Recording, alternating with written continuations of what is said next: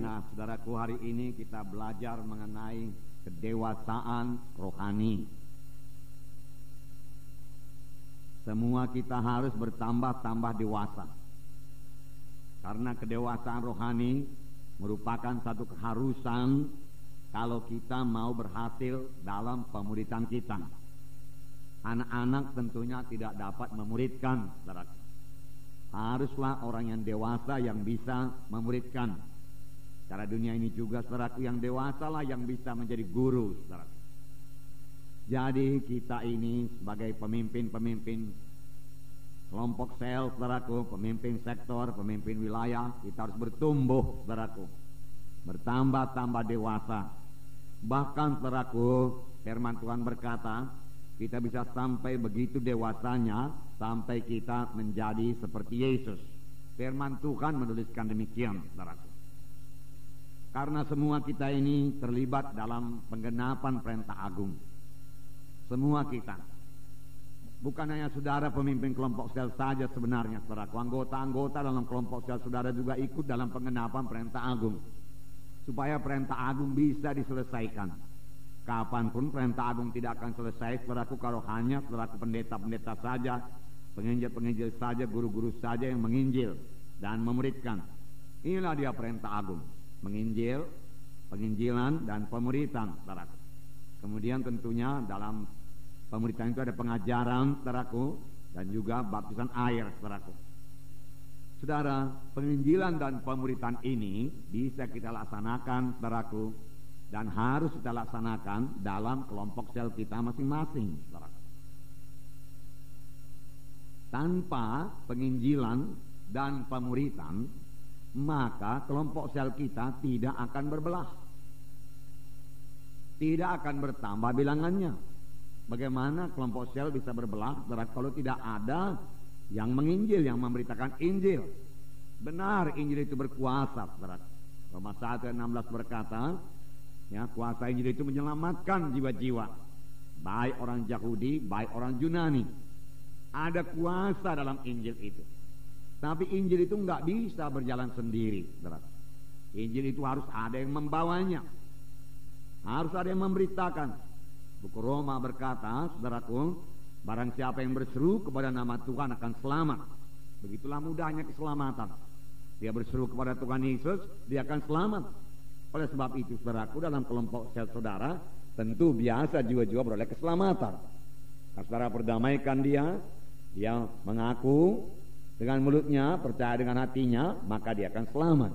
Tapi firman Tuhan juga berkata, bagaimana mereka berseru karena mereka belum percaya. Bagaimana mereka percaya kalau mereka belum mendengar? Bagaimana mereka mendengar kalau tidak ada yang memberitakan? Nah, saudaraku, bagaimana mereka memberitakan kalau tidak ada yang menyuruh? Saudaraku, itu sebabnya, saudaraku, kita ini, saudaraku, disuruh Tuhan, saudaraku, untuk memberitakan Injil Tuhan. Bahwa mereka mendengar Injil Tuhan, kemudian mereka percaya, kemudian mereka berseru kepada Tuhan dan mereka selamat. Mereka lahir baru. Setelah mereka lahir baru, bolehlah kita ajari mereka itu, saudaraku. Mereka mulai mengerti firman Tuhan, mereka mengikuti training. Kemudian kita ajari mereka itu bagaimana berdoa, bagaimana membaca Alkitab. Nah, itu sudah termasuk pemuridan, saudaraku. Pemuridan. Nah, dan ini bisa kita laksanakan. Bisa. Mengapa tidak, saudaraku? Roh Kudus memimpinkan kita. Roh Kudus mengajari kita, saudaraku. Roh Kudus menyanggupkan kita. Roh Kudus sudah diberikan kepada kita. Firman Tuhan berkata, kamu akan beroleh kuasa. Saudara beroleh kuasa. Bukan kuasa manusia. Bukan kuasa dari dunia ini. Kuasa dari sorga. Apabila Roh Kudus turun ke atas kamu. Dan kamu akan menjadi saksi bagiku di Yerusalem, Judea, Samaria, sehingga sampai ke ujung bumi. Kuasa, Roh Kudus itu kuasa, dan sudah saudara terima.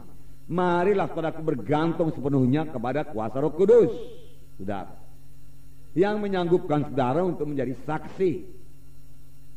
Bergeraklah, saudaraku. 2 minggu ini kita berbicara mengenai Laskar Kristus. Sebagai pahlawan mereka berlari. Nyatalah, saudara, bahwa Laskar Kristus itu berani, ya, tidak takut. dia maju, dia ofensif, dia menyerang, dia tidak defensif, dia tidak bertahan. Saudaraku, serang, saudara. Datangi jiwa-jiwa itu, saudara. Beritakan Injil kepadanya. Saya katakan minggu yang lewat kita bisa melaksanakannya dengan ramah tamah, saudara. Ya. Roh Kudus akan memimpinkan kita. Ramah tamah ini bisa kita laksanakan, saudaraku. Karena itu buah Roh Kudus, saudaraku. Terlebih kalau kita mengasihi, kita akan ramah tamah. Amin, saudaraku. Ya. Nah, marilah kita muridkan, saudaraku, jiwa-jiwa anak-anak Tuhan di kelompok sel kita. Karena kalau semua anggota kelompok sel saudara anak-anak, bagaimana bisa menginjil? Bagaimana pula bisa memuridkan? Saudara, yang memuridkan ini saudaralah terutama pemimpin KKS.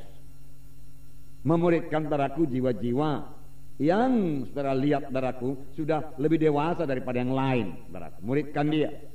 Ya, kalau kita katakan jiwa dewasa lah itu. Silakan muridkan, saudaraku. Kemudian tentunya nanti, saudaraku, jiwa yang dewasa itu memuridkan lagi jiwa lain, saudaraku. Nah, kalau tidak ada jiwa dewasa, saudaraku, ya saudara mulai dari memuridkan jiwa yang anak-anak itu terus bertambah hari bertambah dewasa. Tidak akan lama, saudaraku, kalau saudara ikuti, saudaraku, cara pemuridan yang dipakai oleh Tuhan Yesus, yaitu cara magang, saudaraku. Tuhan Yesus memuridkan murid-muridnya, saudaraku, dalam tempo 3,5 tahun. Dan murid-muridnya sungguh sangat teguh, mengerti jalan Tuhan, bisa meneruskan pekerjaan Tuhan, saudaraku, dan bisa memenangkan dunia ini buat Tuhan Yesus. Menyampaikan maksud Tuhan betul-betul, saudaraku. Dalam tempo 3,5 tahun, saudaraku. Nah, cara apakah yang dipakai Tuhan Yesus, saudaraku? Ya, kalau kita menyebutnya dengan cara magang. Tetapi kita mengetahui, saudaraku, bahwasanya murid-murid itu banyak sekali, saudaraku, bersekutu dengan Tuhan Yesus. Banyak sekali bersama-sama dengan Yesus. Inilah cara magang, saudaraku. Jadi, saudaraku, dalam kelompok sel, saudaraku, saudara muridkanlah itu. Oke lah, berkhotbahlah, saudaraku. Jangan terlalu lama berkhotbah, 15 menit saya pikir sudah cukup. Saudaraku, kemudian saudara perlu mengenali jiwa-jiwa saudara itu. Amin, saudaraku. Bagaimana saudara memuridkan kalau saudara tidak kenal dia? Ya, apa yang perlu kepadanya?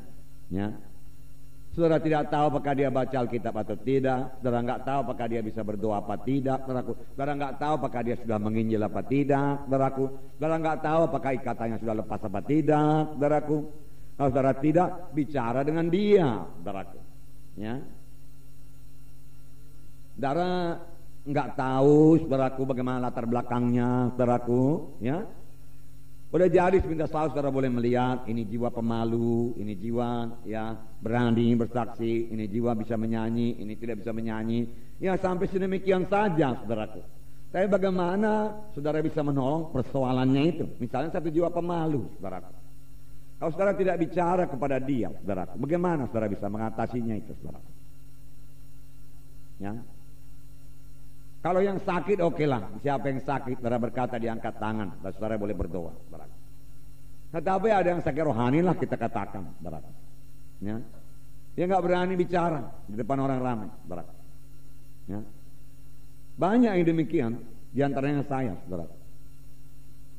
Ya, dahulu maksud saya, saudara.